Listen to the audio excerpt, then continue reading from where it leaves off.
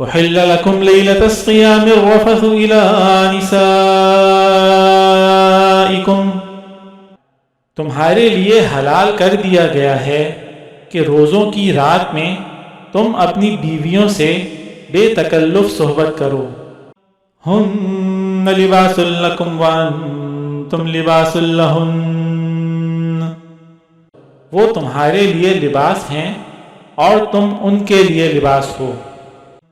علم اللہ انکم کنتم تختانون انفسکم فتاب علیکم وعفا عنکم، اللہ کو علم تھا کہ تم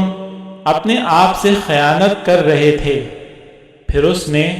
تم پر عنایت کی اور تمہاری غلطی معاف فرما دی۔ فالآن باشروہن وابتغوا ما كتب اللہ لکم وکلوا واشربوا حتى يتبين لكم الخيط الأبيض من الخيط الأسود من الفجر ثم أتموا الصيام إلى الليل، چنانچہ اب تم ان سے صحبت کر لیا کرو اور جو کچھ اللہ نے تمہارے لیے لکھ رکھا ہے اسے طلب کرو، اور اس وقت تک کھاؤ پیو جب تک صبح کی سفید دھاری سیاہ دھاری سے ممتاز ہو کر تم پر واضح نہ ہو جائے، اس کے بعد رات آنے تک روزے پورے کرو۔ وَلَا تُبَاشِرُوهُنَّ وَأَنْتُمْ عَاكِفُونَ فِي الْمَسَاجِدِ، اور ان اپنی بیویوں سے اس حالت میں مباشرت نہ کرو جب تم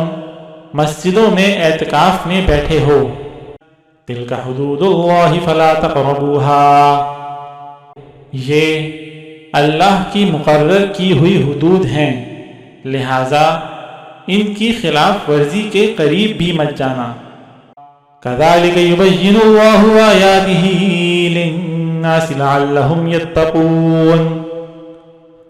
اسی طرح اللہ اپنی نشانیاں لوگوں کے سامنے کھول کھول کر بیان کرتا ہے